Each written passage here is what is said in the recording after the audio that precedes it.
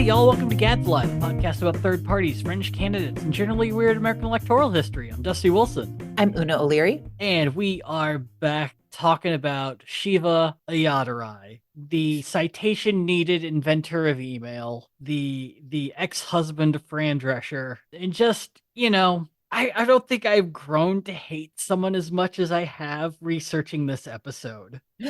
So happy holidays, listeners. This is Oh, our gift to you. it's great. Everything's uphill from here, but there are just so many things that we're going to talk about that will make you mad.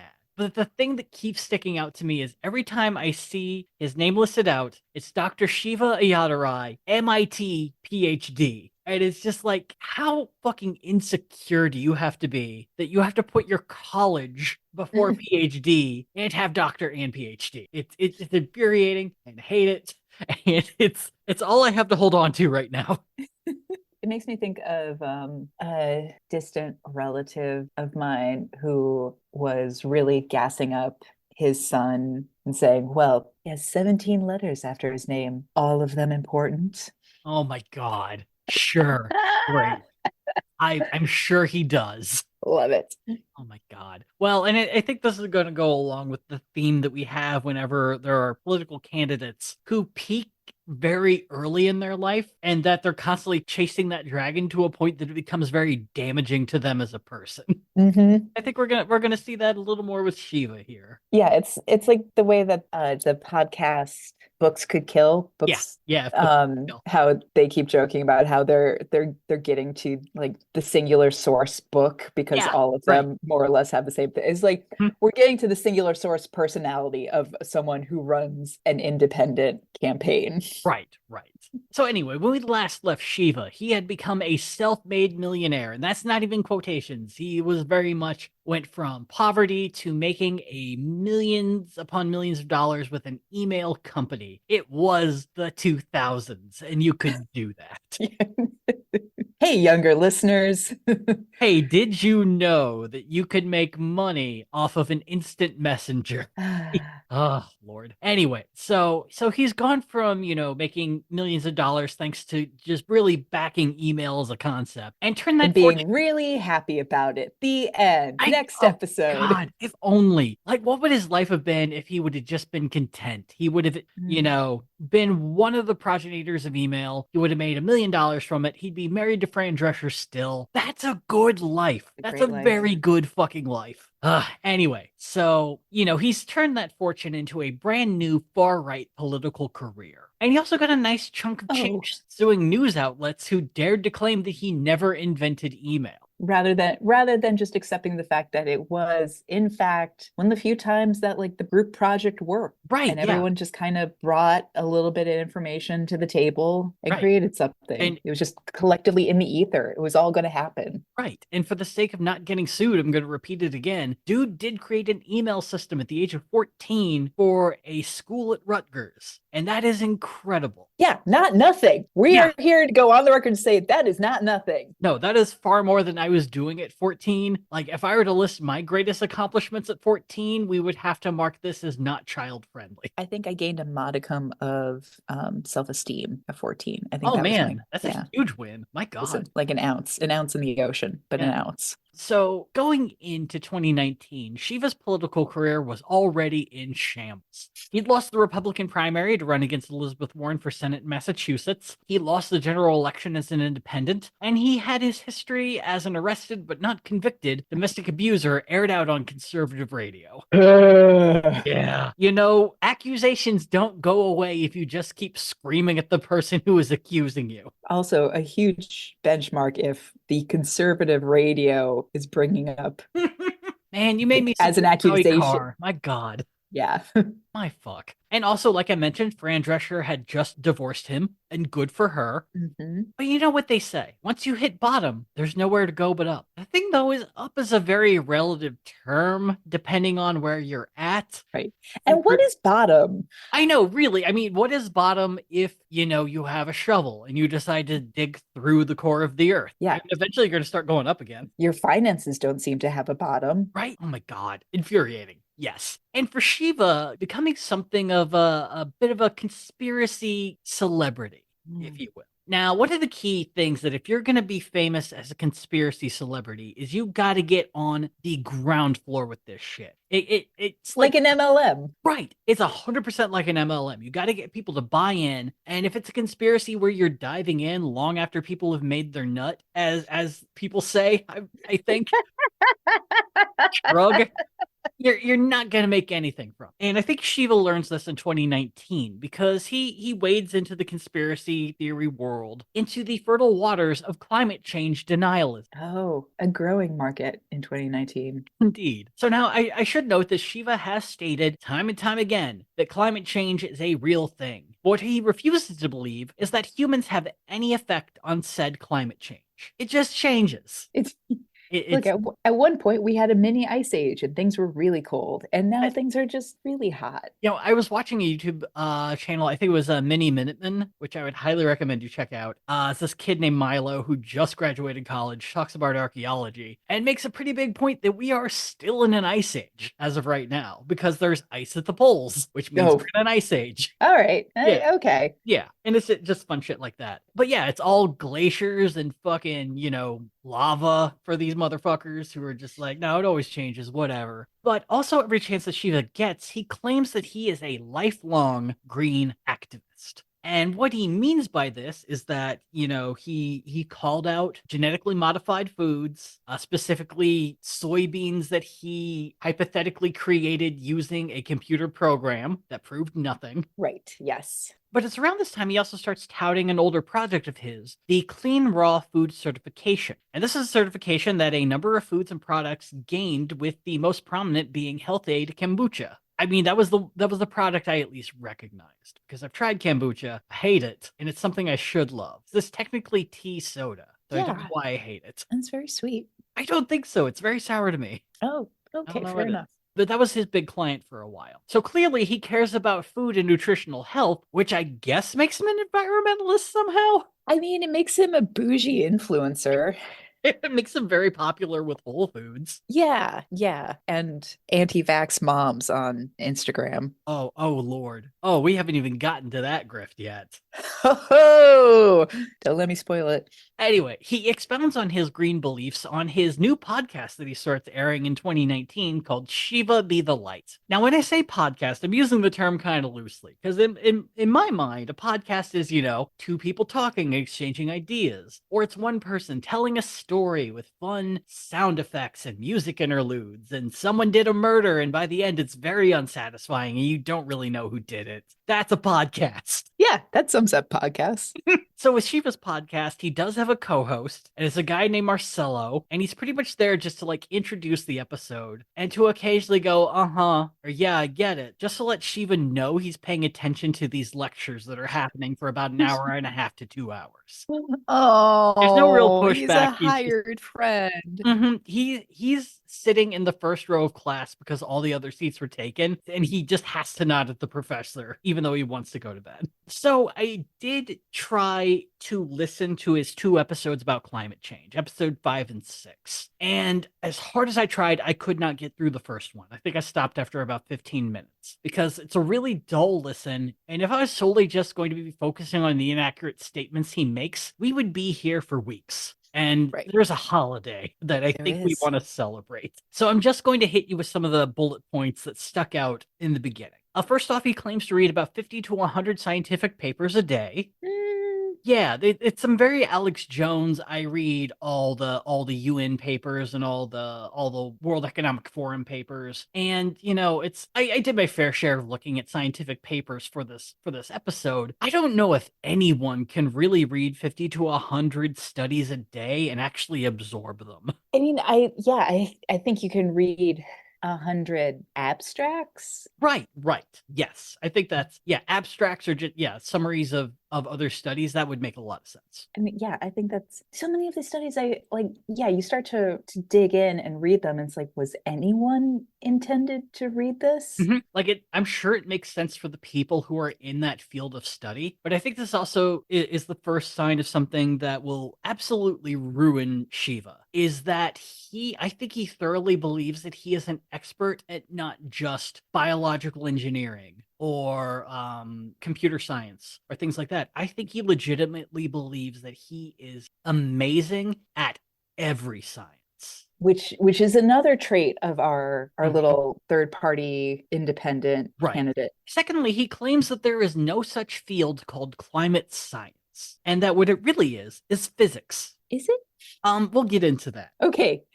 There's a really good example that we could use with it that we'll get into it later. Quick Because answer. this, Quick answer, yeah, he's very wrong. And if yeah, you because want to name a science that's related to climate science, physics isn't it. yeah, as someone with a friend who has a PhD in ecology, Mhm, I hear that I'm just like, ah, this is something that I would have just like nodded and been like, oh, sure, because it sounds smart to mhm, most uneducated people like myself who like took physics in high mhm. school, Yep. and that was it. Man, I was present during physics. That's the best I can give you. It's, I got killed by chemistry being science math, and then I was just a husk from then on out. And thirdly, he agrees that lowering pollution is important, but CO2 is not a pollutant. Also, climate change isn't real, and the secret reason the world governments are caring about it is just to create a one world currency. Wait, what?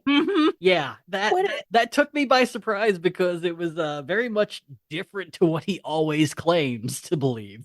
Yeah, I mean, okay, because you brought this in as like a you got to find your niche Mhm. within the crazy field if you're going to go full conspiracy Oh yeah, theory. So especially like for something. what's your brand? It's like, oh, like maybe he knows that like, the certain dog whistles that point towards anti-Semitism are a little Mhm. overused right now. So he's like, what about a global currency? Yeah. Which in my mind is like, but that's That's isn't that also still Bitcoin to anti-Semitism. Well, people? Oh, well, oh, okay. Bitcoin, yes, but also saying, a shadowy cabal of globalists are trying to control the money. Yeah, yeah, That's not great. right. But yeah, you're right. It's like, and I think the argument with crypto on that would just be like there's 8 billion cryptos. So you could always use Ethereum or Solara or I forget that Dogecoin. there are different types of crypt. Like I'm fully in the Kleenex as a tissue. Bitcoin is the only thing that Yeah. yeah.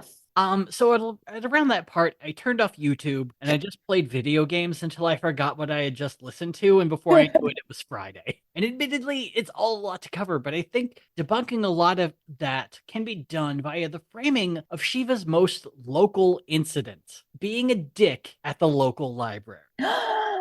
So it being climate change denial, other people have already made their name in this. There are already huge names. So the only place he can really go is somewhere small and local. And in March of 2020, the Andover Memorial Hall Library in Massachusetts hosted what was set to be a series of talks about climate change.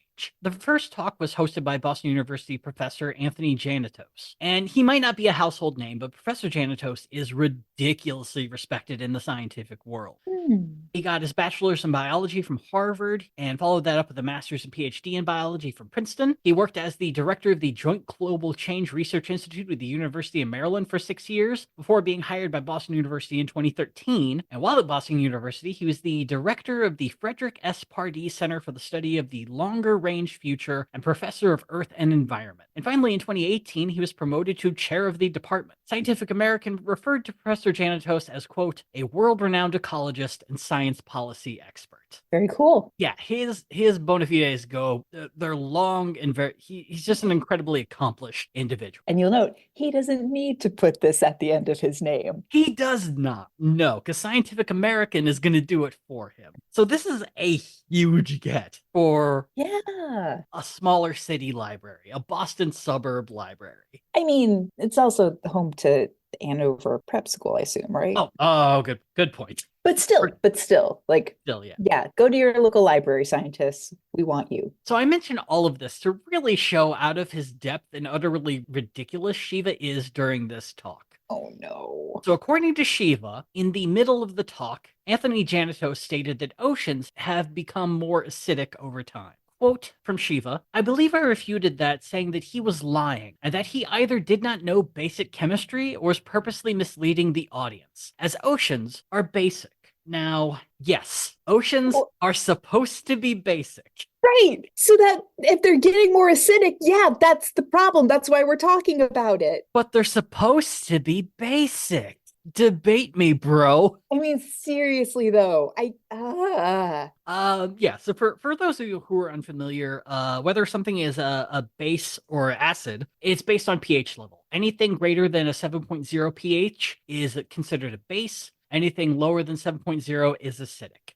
What Anthony was noting is a study that has been backed up by the National Oceanic and Atmospheric Administration that stated since the Industrial Revolution, the average pH of the world's oceans has gone from 8.2 to 8.1. Per the NOAA, quote, this might not sound like much, but the pH scale is logarithmic. So this change represents approximately a 30% increase in acidity. Not great. So no. yeah, there's EPA, the NOAA. This is hard science that everyone is very in agreement over, that the oceans are getting a little more acidic. The NOAA also states, quote, the ocean absorbs about 30% of the carbon dioxide that is released in the atmosphere. As levels of atmospheric CO2 increase from human activity, such as burning fossil fuels and changing land use, the amount of carbon dioxide absorbed by the ocean also increases. When CO2 is absorbed by seawater, a series of chemical reactions occur, resulting in the increased concentration of hydrogen ions.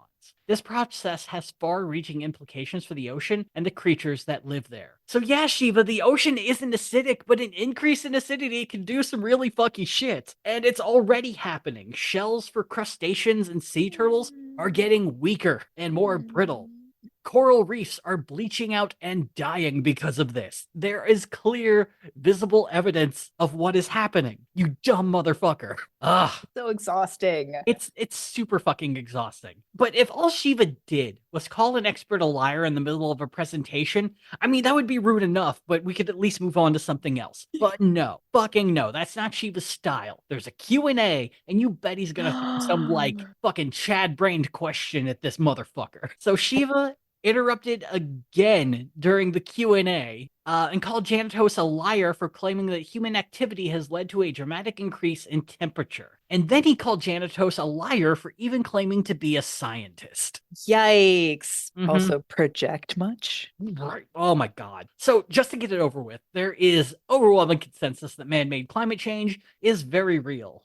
If I remember right, there was a statement that if you collected all of the scientists named Jim or James, it would still outnumber the number of scientists who don't believe in man-made climate change. It's wild. So the NOAA has also noted that in 2019, when Shiva was all pissed off about this, the top 8 hottest years on record since 1880 were all between 2013 and 2019, with 2019 being the second hottest summer on record. Yeah, man. Like every December is March now in Chicago. It's Like, just blustery and 40 degrees. It sucks. it's the worst. I miss fall. I would like fall. As for Janitos not being a scientist, this comes from a common argument in the climate denialism circles that climate change or climate science is not a real field of science, which is technically true because the proper term for it's climatology. Climatology is a science. And it's kind of been around for a while. The earliest text that we know of about climatology is a text called On Airs, Waters, and Places by the Greek philosopher Hippocrates, and it was written in 400 BCE. So we've had climatology at least since then. And as for why Shiva thinks climatology is actually just physics, I don't know. I don't understand how he gets to that conclusion. Because one of the earliest findings in climatology came from the 11th century when scientist Shen Kuo theorized that climate changes over time due to his observation of petrified bamboo, which last I checked is at least biology adjacent. It's at least archaeology. No, it's just peak like clickbait Yeah. argument of just like the same kind of BuzzFeed or now this headlines like what you thought was this was actually this. God, it's every YouTube shorts that is ruining. Yes. Also, the study of man-made climate change isn't just some new thing. The very basics of the greenhouse effect was discovered in the 1820s, and in 1856, Eunice Newton Foote discovered that an abundance of CO2 would raise temperatures globally. This shit is not new. We knew it over nearly 2 centuries ago, Shiva. We've been not doing anything about this for generations. Right? Is it because a woman discovered it that you're not gonna fucking do it? Ah, What there the it fuck? is. What the fuck? fuck. Anyway, the second contrarian outburst caused one person in the audience to turn to Shiva and call him, quote, an arrogant fool, which feels like a Yeah. very Andover, Massachusetts thing to do in the library. 100%. This person told Shiva he needed to sit down. They started yelling at each other, and a few others in the audience called 911. Okay. I Yeah. mean, The cops did show up because it's Andover, Massachusetts, and I doubt much else was going on. And they showed up just in time to get to the library when everyone had left. To quote Lieutenant Chris Moore, the Andover PD, by the time they got there, quote, the meeting had already shut down. We just helped clear everyone out. Just a lot of people, and they were a little heated in their beliefs, which is fine. Janitos told the Andover Townsman, which is the local newspaper, that this was the first time in his long career that someone called him a liar and questioned his credentials. And then 4 months later, he died. no. He had 4 more months to go without that happening. Oh my God. Yeah. Oh. 1 week later, the library hosted its second talk. This time with a guy by the name of Reverend Dr. Jim Antal, who's an environmental activist and was a reverend in the United Church of Christ until he retired in 2018. While week one was focused on a scientific basis for climate change, the Reverend Doctor was there to give more of a moral and religious argument to give a shit. And due to the tensions of the week prior, police were already in attendance to keep things calm. Incredible. However, Shiva showed up 45 minutes late. But he And did then show up. was Sorry. not admitted, Oh, right? no, they let him in. It's a library, not a club. And he showed up just in time for the public comments and questions section. Without Uh, even listening to this guy's speech, he's still going to ask a question. And he wanted to know Reverend Dr. Antal's opinion of the Council of Trent. Wanking motion. You're going to ask a Protestant what he thinks about the Catholic Council of Trent. Sure, the Council of Trent happened because of the Protestant Reformation, but what the fuck are you doing, man? Oh, and let me guess. He wanted to know about that because the Council of Trent was when the Catholic Church regrouped and was like, okay, we're starting to fraction. This is not good. So we need to decide here on out, the only word of God is our word, and our word comes from the Bible. And then that set off the chain of events that then led to Galileo being excommunicated or at least put on trial. Put No, he on wasn't house excommunicated. arrest. He was put on trial. Yeah. Yeah, it's put on trial Because and then house arrest for the rest of his. because he was saying it's like, look at this science. And they're like, that science didn't originate from the Bible. Mhm. So heretic. Yeah, 100% correct. That is gold stars all around. Yeah. Boom. And so she was trying to draw a parallel between Galileo being forced under house arrest for just doing science, and we know this due to an op-ed he wrote for the Andover Townsman that day, comparing that to the federal government stating they were no longer going to federally fund research that denied the existence of man-made climate change. Wait, so who wrote the op-ed? Our Shiva. boy? Yeah. Oh, wait. Yeah. He's Huh? good at No. comparisons. He's Okay, great at thank you. every 'Cause science. I was trying to figure out where it matched up, and it didn't Yeah. match up at all. Like Yeah. No. at all. No, yeah, he's comparing the Council of Trent, which led to Galileo being under house arrest for stating proper science, to the American government no longer giving federal funds for climate denialist research, which just sounds like, I mean, one was dogmatic and wrong, and the other is a pretty good way to save money. And also, you can keep doing that research. You just have to find other sources of money, you damn idiot. Which is frustrating, but that's a totally different op-ed. What's frustrating is like if you want a comparison, like what's interesting is just a little bit of reading about the Council of Trent and the ecclesiastical decisions that then led to the decision making regarding Galileo's trial is that you start to understand like the Supreme Court's obsession with originalism. It's like that's the comparison. Yeah. It's like, well, yeah, that's a good comparison. Yeah, it's like, well, trans people aren't mentioned in the Constitution, ergo, trans people don't exist. It's like that motherfucker.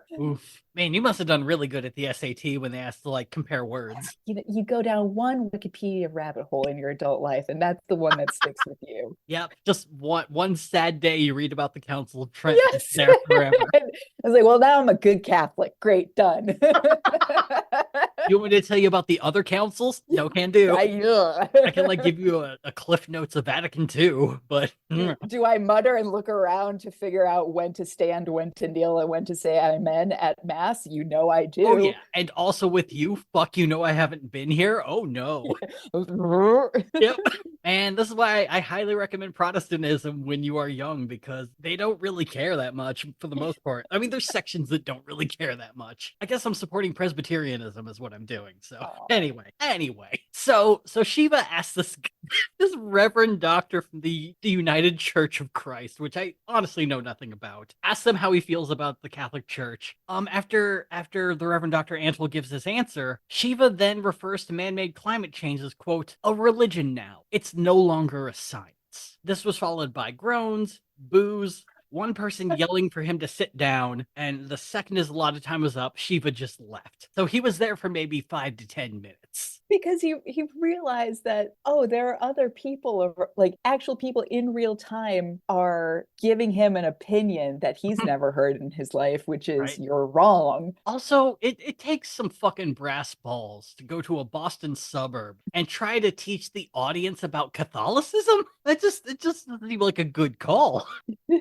Anyway, so the thing with conspiracies is that if you want to become known outside your region, you have to be on the cutting edge of something new. And when you know it, mere weeks after the Andover Library held its climate change talks, Shiva found his new conspiratorial calling, COVID-19. Just days after showing up late and leaving early to the Reverend Doctor's talk, Shiva penned a letter to President Donald Trump warning him about Anthony Fauci. Shiva Ayyadurai was one of the first people to be anti-Fauci and to be early anti-Fauci. He found it. He found his LuLaRoe. He would later claim that Fauci was monetarily influenced by Big Pharma, and a vaccine for COVID would be pushed worldwide, making Fauci ridiculously rich. Which is a wild thing to say because when you read the letter, it is full of Shiva touting his own companies like Cytosol and Echo Mail and all these different health products and things like that. So it kind of reads a whole lot like Shiva was just really wanting some of that COVID money. Hell yeah. Get that PPP loan.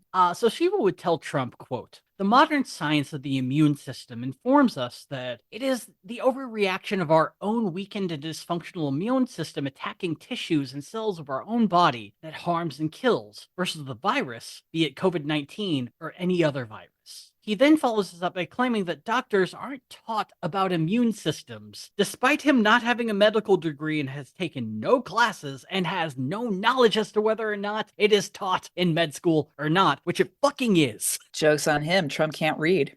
Oh god. I do love that Pete Davidson theory far too much. Oh, I'm all in. I mean, all right. So the main reason that he is so against Anthony Fauci is that Anthony Fauci is trying to find a universal treatment for COVID that will work for as many people in one go. And Shiva is of the belief that everyone's body is different, so everyone needs individualized care to find what works best for them, which on its face, okay, that's probably better. You know, when you're not in an emergency situation, I could Yes. absolutely see that being a thing. Yes. The thing is so many of his opinions are like the Marvel or DC villain example of things that I would otherwise agree with. Like Mhm. what you were just describing now, it's like I was immediately reminded of how a lot of women, some friends included, after getting their vaccine, were like, "Hey, is anyone's period weird Right, now?" It's like right. all this stuff because, of course, medicine is so rarely like really researched heavily for women, Mhm, for certainly for women of color mhm, and minorities in general. And so it's like, yeah, you're right. Like we are mhm. not all universal.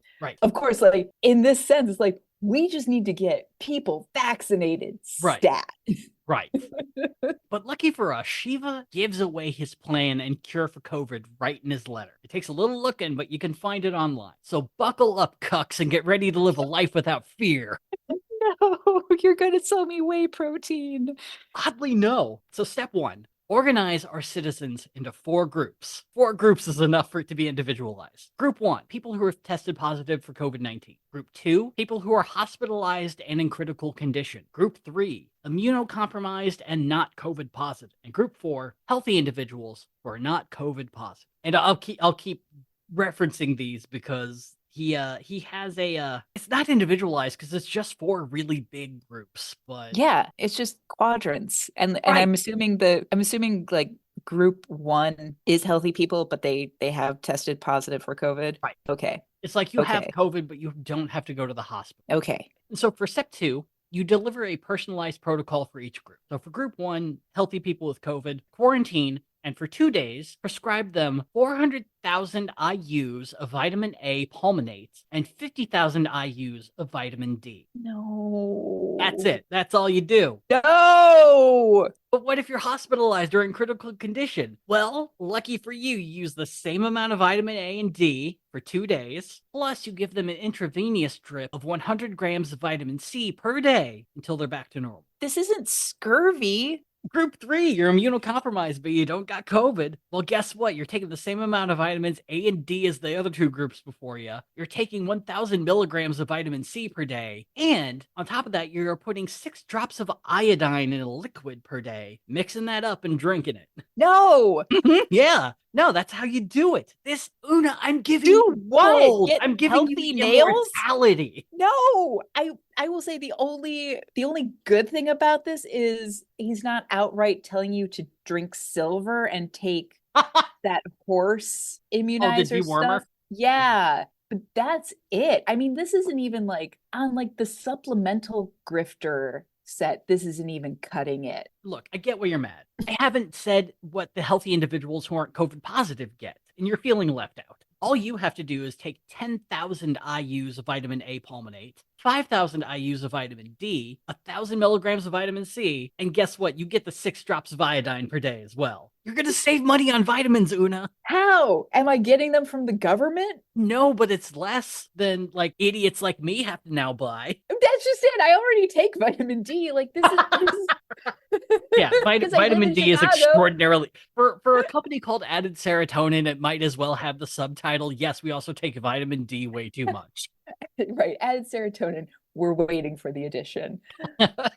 Though this is so bad. Like, you know what? You know why I'm truly angry? This is lazy. This is lazy grifting. You're Mhm. not you're not selling me on some like before unknown guava bean only produced in the volcanic regions of Hawaii. Mhm. Like give me a little flavor. Give me a little like this snake oil has this little ingredient that you've never heard of and could possibly work. Like, come on. You're just telling me stuff that I'm already taking so that my hair is shiny. Well, there is a step three, and it's the step three is back to work and mate. So everyone in group four, so is healthy and doesn't have COVID, go the fuck back to in-person work right fucking now.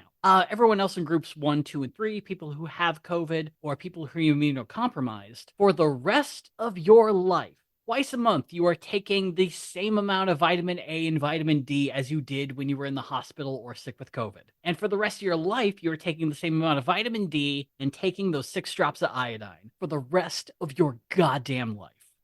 What proof? Fuck you. That's the proof. Oh, we'll get to proof. You think I'm just going to ignore proof? I mean, okay, so that step three is kind of what the UK did, isn't it? Where it's just like, yeah, herd immunity is a Yep. thing. Stiff upper lip. Go cat cough on each other. We survived the Victorian era. We'll do it again. So Shiva also cites what he believes to be a solid real-world example as for why vitamin A and D are the ultimate cure and preventative for COVID. Quote, why is it that third world countries such as Chad and Djibouti, which have nowhere near the medical facilities of the United States, have only had one COVID-19 infection and 0 deaths? Perhaps it's because they get food right out of the ground, providing them enormous vitamin A, and they're out in the sun all day working and playing, getting tons of vitamin D. Oh my God, no.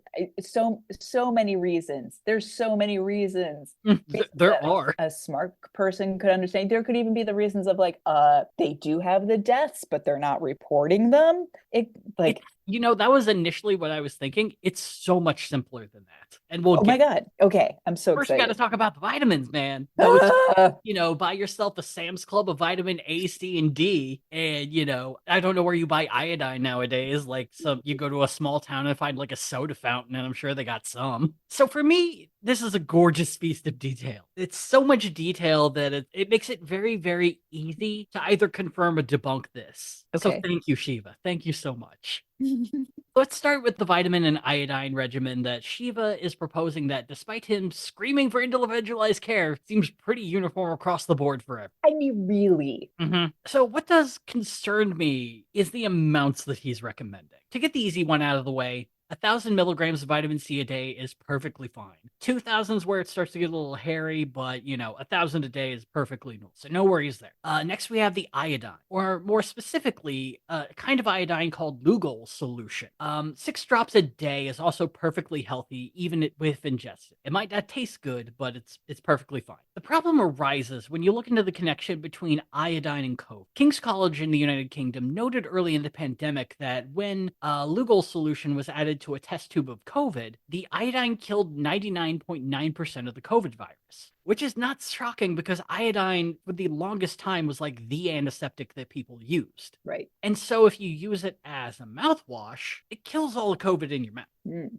The problem though is that, COVID lives in your lungs for the most part. It's like it goes a lot of places, but the lungs is where it really, really likes. And unless you kind of fuck up while gargling this stuff, you're not going to get any of it in your lungs where it needs to be. And if you're just like doing iodine mouthwash every single day just to kill COVID, it doesn't account for your nose, but they recommend a neti pot for that if you really want to go all in. But even with that, it's not an all-day solution. There's really no statement of how many times a day you're going to have to do this iodine rinse just to ensure you don't get COVID. I mean, Listerine had the same issue back when it was first made because on the bottle it said if you use Listerine, you will not get colds. So there has been some research done into this, and it's inconclusive. It's, as a mouthwash, it's not going to hurt you. It might help a tiny amount, but there's no evidence that it's a good long-term solution. Mhm. The thing though is Shiva's letter doesn't make it sound like he wants people to use it as a mouthwash. It's very clear he wants people to drink it.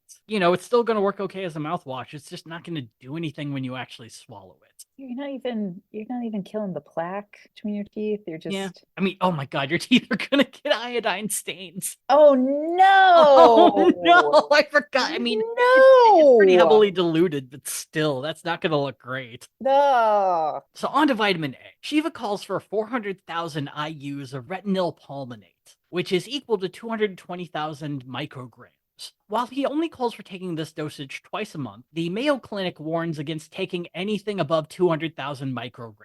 They warn that taking that large of a dose can immediately cause nausea, vomiting, vertigo, and blurry vision. Continuing taking large doses of vitamin A can also cause liver damage long term. Ah. But to make things even worse, because, Shiva didn't note this, and you kind of probably need to if you're doing individualized care, it's heavily, heavily forbidden for pregnant women to take this much vitamin A because it causes birth defects. Oh my God. Yeah. So, maybe you should get a medical degree first, Shiva, you fucking dweeb. Fucking do the work. Don't just read a bunch of scientific papers and act like you know what it fucking means, because you clearly don't. You clearly fucking don't. I'm sorry. We're at vitamin D. Finishing D's nuts. Finishing it up. All right. He calls for 50,000 IUs of vitamin D, which is 1,250 micrograms, which is high, but Yeah. it can be safely administered under close observation by a doctor. The Cleveland Clinic notes that vitamin D toxicity can occur, but is really, really rare and requires taking large doses on a daily basis for about 2 or 3 months. The problem, though, is that the Mayo Clinic heavily recommends that anyone who takes large doses of vitamin D should also be doing regular blood work to make sure that toxicity isn't occurring. And if everyone in America is taking the amount of vitamin D that Shiva wants them to, there is going to be so much blood work that suddenly needs to be done. Well, assuming they even know that. Right. So it's really fucky. But how does this combo even work? The answer is it doesn't. It fucking doesn't. Great. According to the National Institutes of Health, vitamin A does fuck all for COVID, and this is all in relation to COVID. Vitamin D can be helpful in protecting the organs and tissues of COVID patients, but that's pretty much been the bulk of it. Studies on vitamin C have been too small to really draw any sort of conclusions, but the general idea is there's no way it's going to hurt, and there's enough evidence that it might help, so just roll with it. And iodine fits between inconclusive and ineffective. So when it's all thrown together, you're essentially just making people buy a fuck ton of vitamins that aren't going to do goddamn anything. Throwing some jello and marshmallows together and calling it a salad. How dare you besmirch the name of marshmallow salad? You're jealous. Can't actually remember what it's called. It's called a salad if you're in Oh, the fair enough. Midwest. Yeah, you put some olives in there? Yeah. Oh, But Dusty, I hear you yelling Shiva. What about Chad?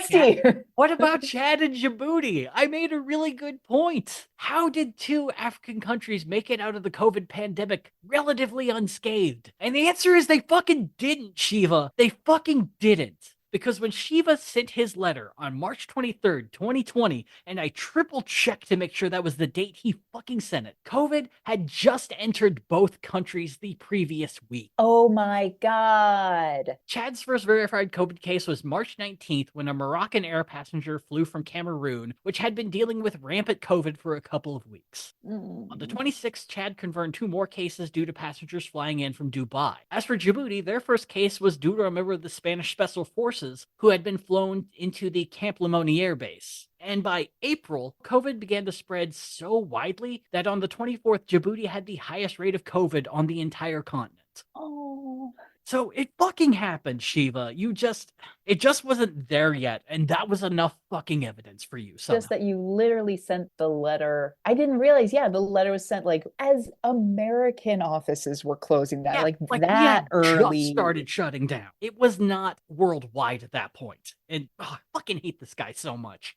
But what about the diets? What about all the time they spend in the sun? First off, this is some weird Western colonialism bullshit looking way of this goddamn nonsense. So I'm just throwing that out there now. But you know what? Fuck you, Shiva. I looked at the Chadian and Djiboutian diets just for the fucking fun of it.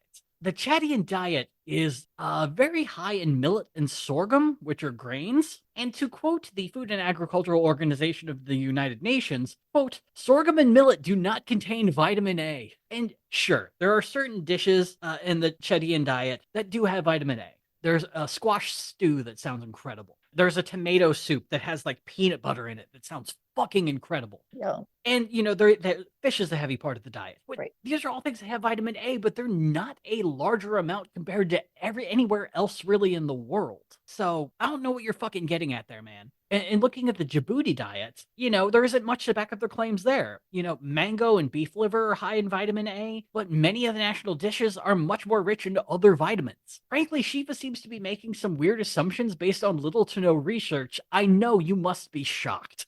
This is my shocked face for those listening at home. And you know what's so fucked up about his vitamin D claims? That, they're always outside in these countries, so they're getting all this vitamin D from the sun. Your body, specifically your skin, limits the amount of vitamin D3 that it makes from the sun. And once you are full up, it turns it into other chemicals so you don't suffer from vitamin D toxicity. How about that? It's fucking infuriating. And from what I read is 30 minutes in the sun will do you. That's all you really need. And the sun has to be at a certain angle and shit. It's fucking oh my God. It's like Throw me in a tanning salon. For a man who yells about the scientific method so fucking much, he is so fucking incurious. And that it's horrific that once he thinks he's right, he needs no further evidence. That's what happens I'm when you so invent the fucking CC. mad. I'm so mad. Like Shiva. Can I call you Shiva? Tough I am. I'm an idiot with science. I am not good at it. I was bad at biology. I did worse at chemistry. Physics might as well have been witchcraft. I should not be able to debunk your claims this easy. This should shame you. This should shame you beyond measure. This broke me, Una. I'm sorry. I know it did. I'm here for you.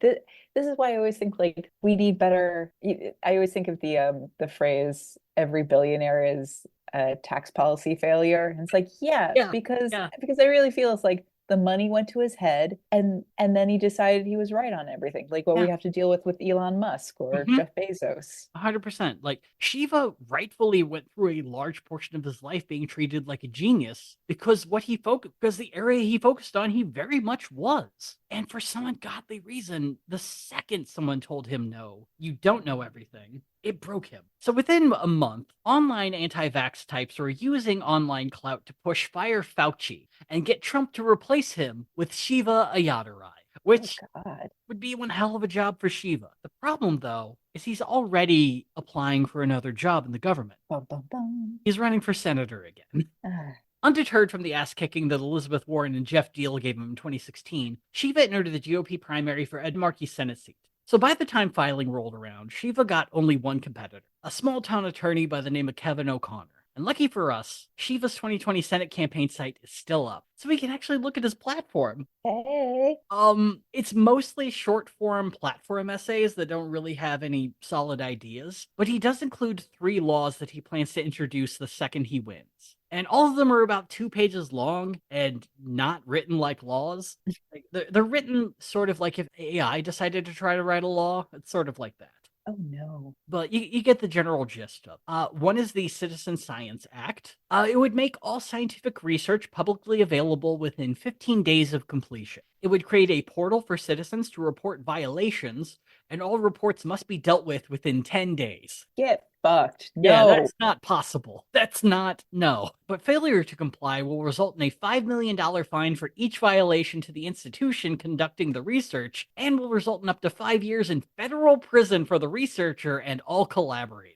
Oh, he wants to go after the people telling him that his vitamin A system is Uh-huh. bullshit. Yeah, Shiva has some enemies, and he would very much like for them to be punished. Following up with that, there is the Immune Health and Freedom Act, which would repeal the 1962 Vaccine Assistance Act, disband See? the National Center for Immunization and Respiratory Diseases. It would get rid of the Advisory Committee on Immunization Practices, repeal the 1986 National Childhood Vaccine Injury Act, which essentially states that, all vaccines, no matter how good you try to make them, they're gonna have side effects. And, we'll try our best to get money to people who suffer side effects, but you can't sue because of it. Mm, And this new bill would also make healthcare facilities be eligible to be fined or sued for any and all adverse side effects related to vaccines. come on. How can you even prove that? Like, I mean, haven't you seen those white women shaking like crazy on Twitter? They're obviously vaccine injured. So they should be allowed to sue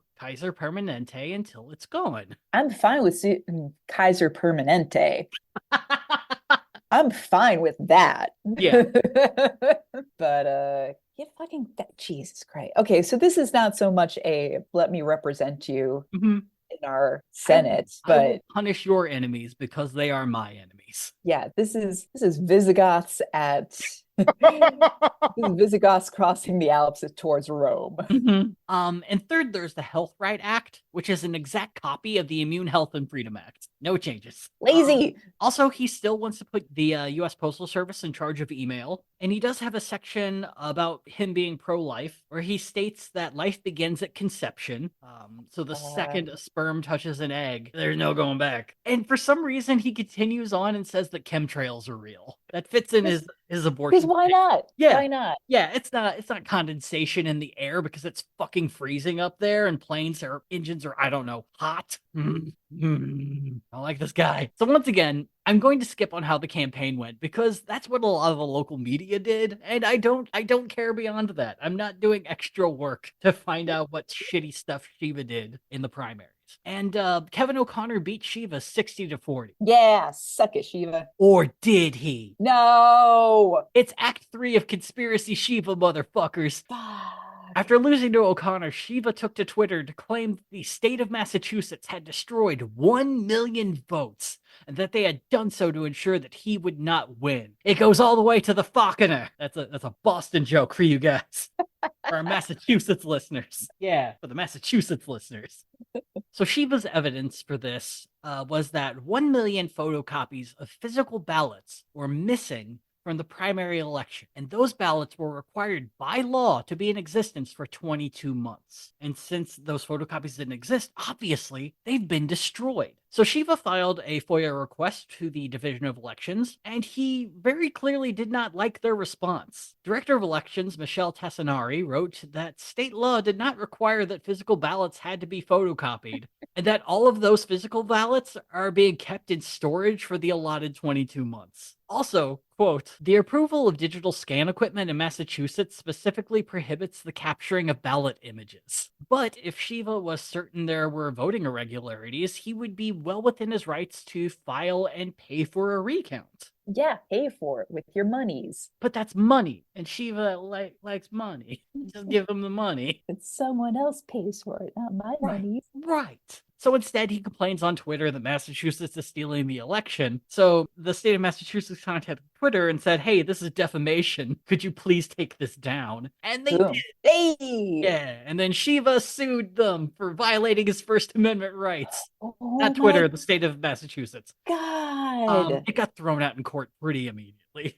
Ah, So in a just world, this would have embarrassed Shiva from the general public. But once Donald Trump started spreading his own election conspiracy theories, Shiva became a big name in the movement for speaking on this issue first. Plus, he is a scientist and claims to be an amazing mathematician, so who better to prove that election fraud is going on? I mean, the answer is literally anyone else, but, let's take a look at Shiva's work in proving voting irregularities.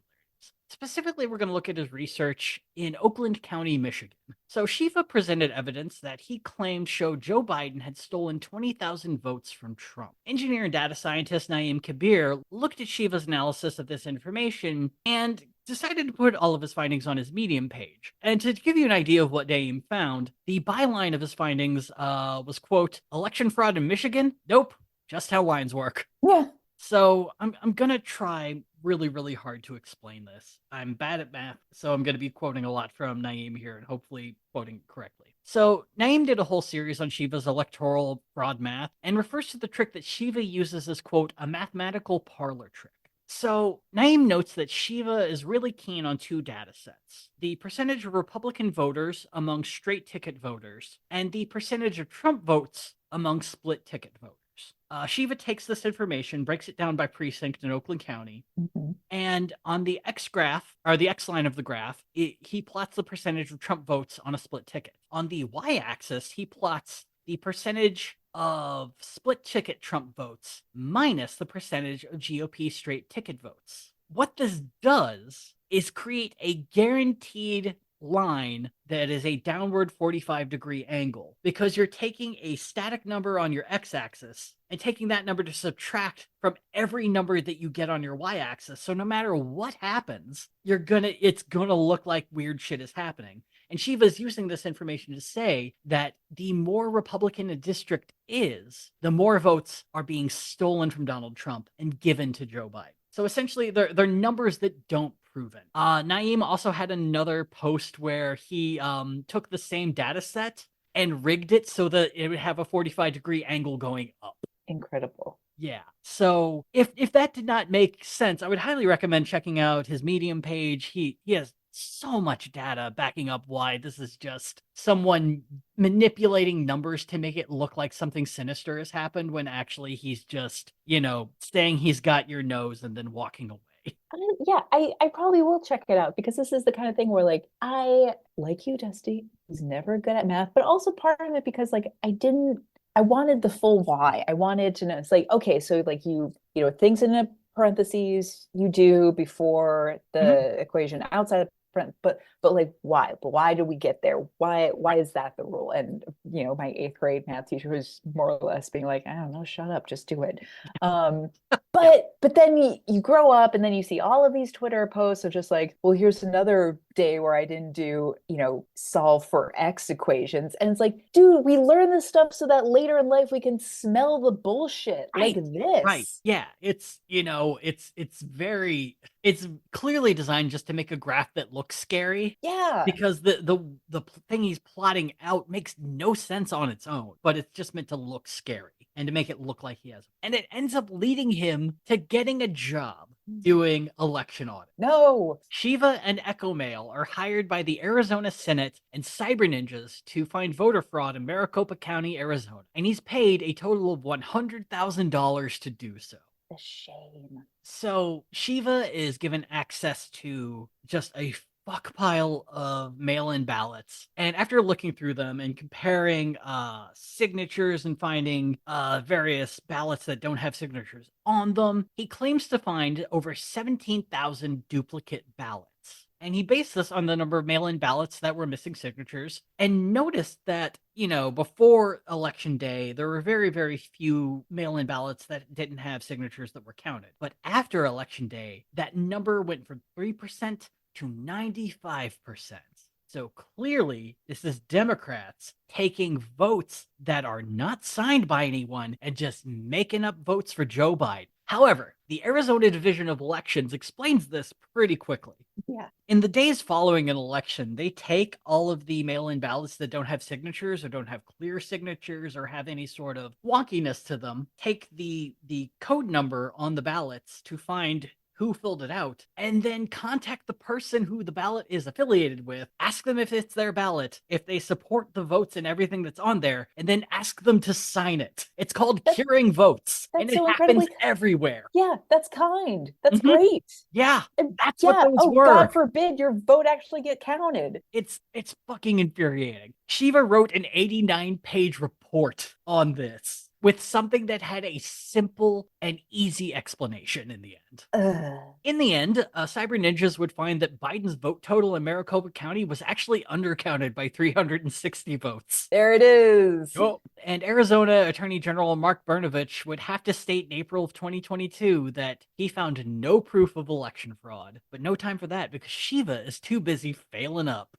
After doing such a bang up job in Arizona, he starts getting nibbles a few other places. New Hampshire seems like they might be interested. Wisconsin's on the phone a little bit. But ultimately, he takes a job to look into fraud in Otero County, New Mexico. Now, Otero County is buck wild. It is heavily Trumpist. The county commissioners are heavily Trumpist. One of them runs the Cowboys for Trump, I guess, fan club. And in Otero County, a group forms called the New Mexico Audit Force. And this group decides that they want to do an audit of the election in Otero County. And they go to the county commissioners, and the county commissioners say, all right, we'll give you a contract to go and look for voter fraud. And now, when I call the New Mexico Audit Force an organization or a group, that's being very generous. They are a Telegram group chat. Oh no. Yeah, if for those of you who have never been on Telegram, don't.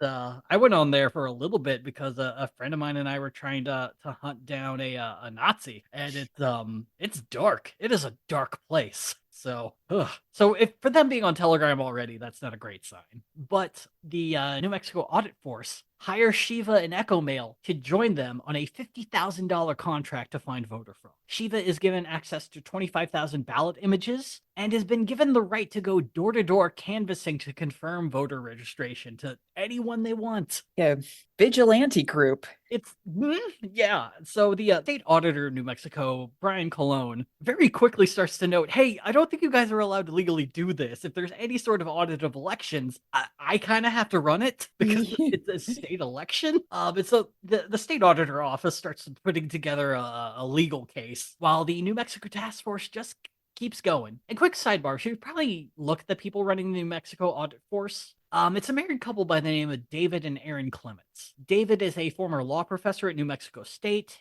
Aaron is an engineer, but in particular, we should note David Clements' remarks on how to handle election fraud while he was speaking at a church in Rio Rancho, New Mexico. Quote, "You have to search your own conscience on how you're going to vote, if you want to call it voting. I'm of the frame of mind that we've got enough evidence to have indictments. People tried for treason and have the remedy of firing squads. That's what we need, and we need to focus on that.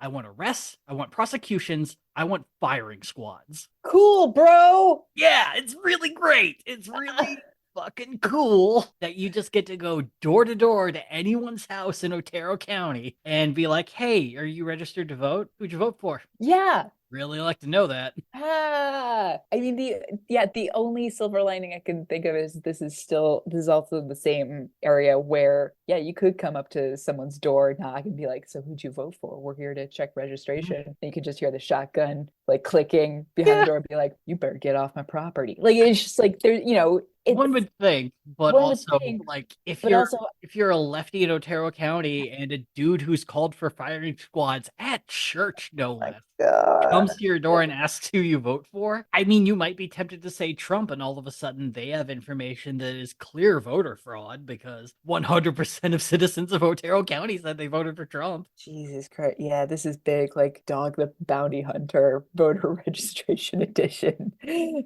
And on top of that, Andrew Beale of Source, New Mexico, found a Telegram channel that David Clements was running that was just chock full of neo-Nazi conspiracy theories and just a whole rainbow of slurs for anyone and everyone. Ugh. The audit force and Echo Mail went ahead with their canvassing. Within weeks, the state was ready to file lawsuits. And the main crux of this was that the audit force was falsely identifying themselves as employees of the county. And one of the members of the audit force was actually filmed on a TikTok introducing themselves as an employee of the county. Oh, incredible. And to just add a lovely detail, even before all of this, the district attorney of Otero County was talking to Aaron Clements, and he said, "Look, this is legally iffy at best. You guys have to agree to say that you are not employees of the county if you're going to do this." And Aaron Clements said, "No, of course we're not going to do that. Don't worry about it." And You'd have to be an idiot to do that. David Clements the next day told people to go up and say, "I work for the county. Give me this information." Oh my God.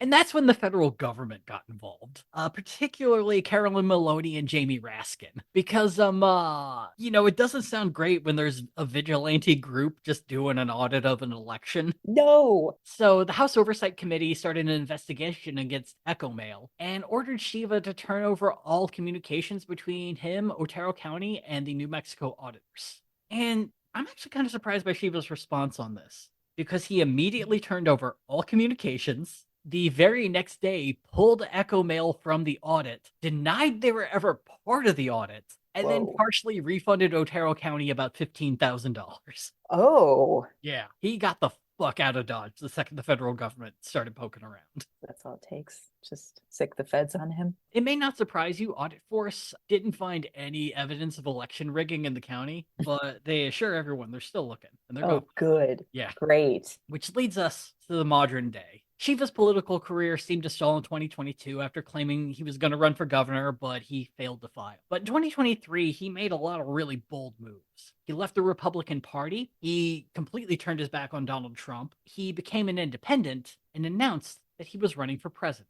Now, Una, why Mhm. is this a bad idea? Because he's a terrible human being. I mean, not wrong. We will accept that, yes. I mean, terrible human beings have run for president before, so it's not completely, disqualified. Yeah, There is right. an aspect of Shiva that does make his candidacy outright disqualifying. Wait, was he not born in the US? No, he wasn't. He was born in Mumbai. Oh my God. He didn't move to America until he was 8. 8? 8 years old. Now, Like look. formed memories in Yeah. Mumbai and then moved. Oh yeah, he has very strong memories of growing up with his parents and his grandparents in the countryside in India. Well, this is incredible. Yeah, So look, the constitutional statement that you have to be a natural born citizen to run for president it's fucking. I mean, it's one of those things that means Ted Lieu can never run for president because he was born in Taiwan and moved to America before he was 1. And that's probably not fair.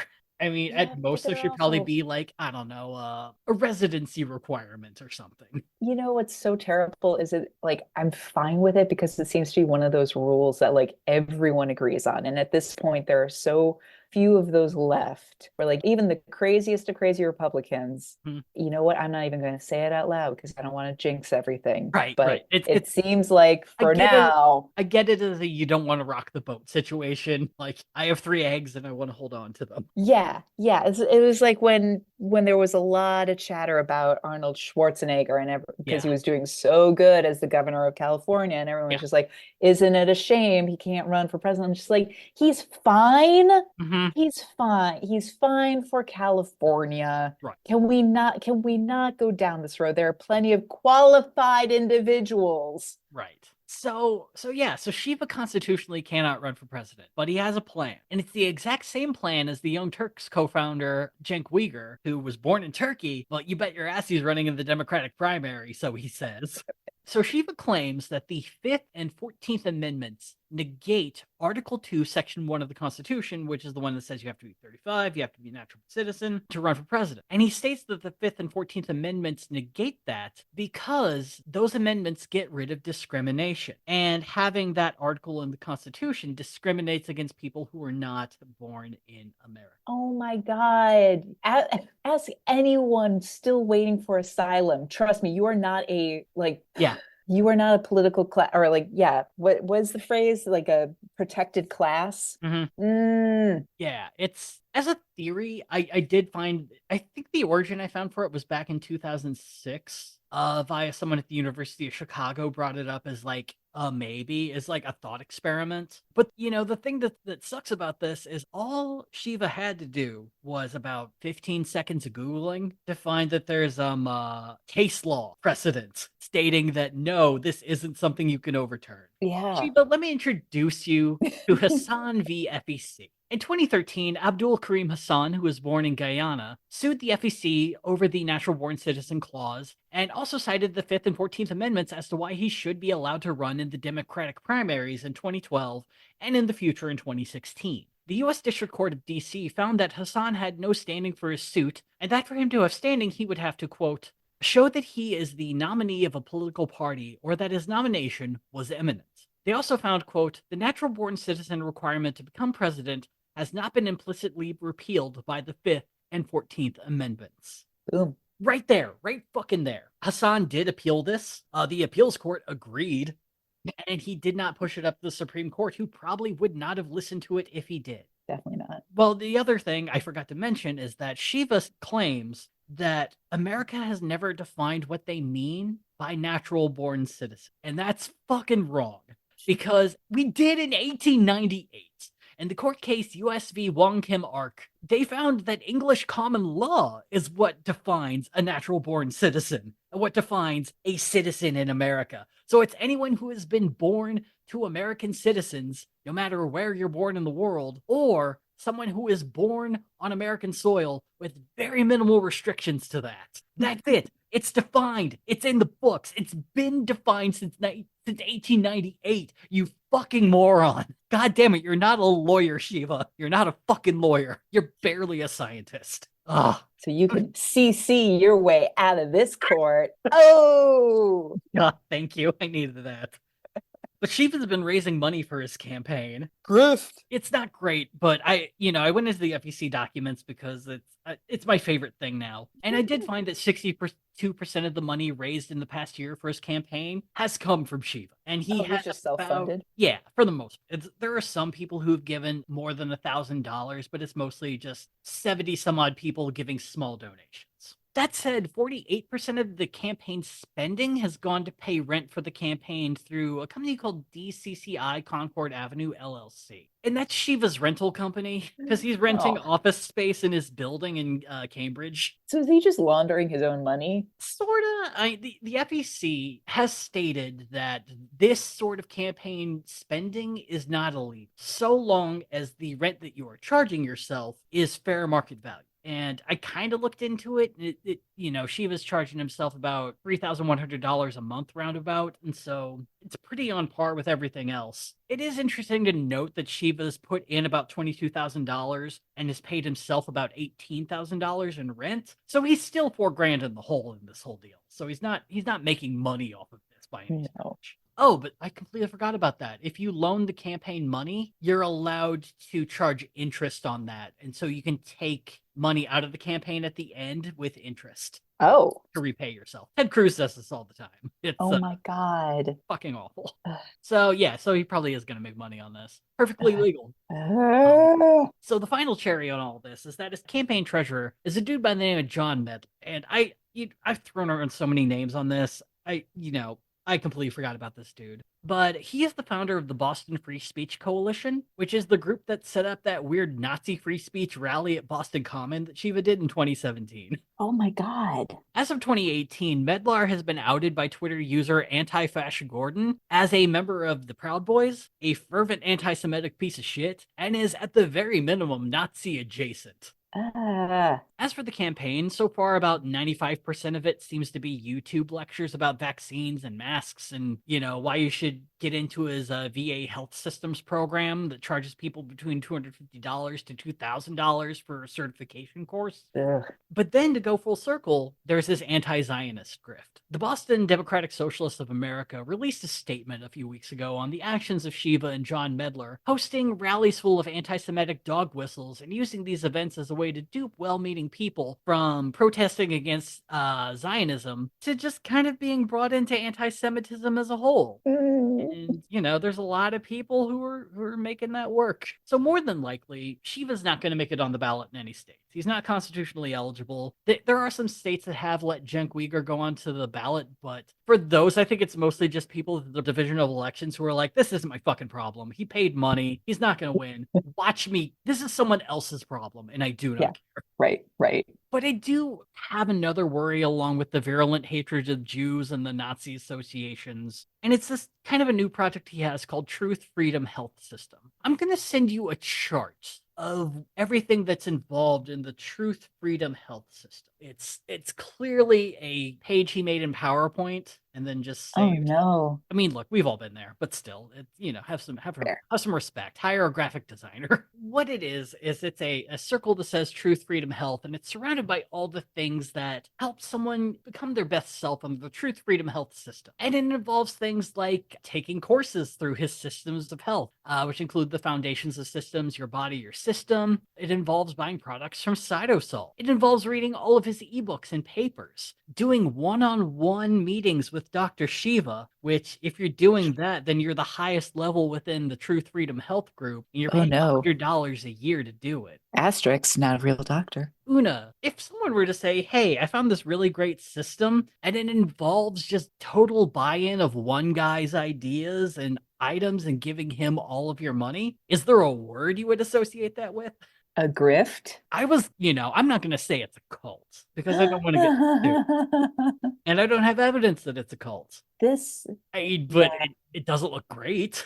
It's for me, it's too much on the side of 3 a.m. infomercials from an ex Mm. pastor who was very much into the prosperity gospel and is now telling you again to drink silver bleach. Mm-hmm. It's like that vibe rather like this feels like you swap out some of these words and I feel like I'm getting my yearly update from our healthcare provider at work, Yeah. explaining how you can change your well points into points at Target for things like band-aids and vitamins. And it's like, Ah, how about I just have healthcare that works? How yeah, about you don't rip me off every month? that would be wonderful. Yeah, yeah. Okay, all right, that makes a lot of sense.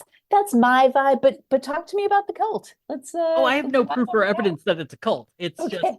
like I just see someone with a bunch of things that essentially result in you relying on their thoughts and ideas I do and love that there's a no outside thoughts or ideas. yeah, that's true. It's all going in, including Vishiva TV, Vishiva Social, and Vishiva Forum.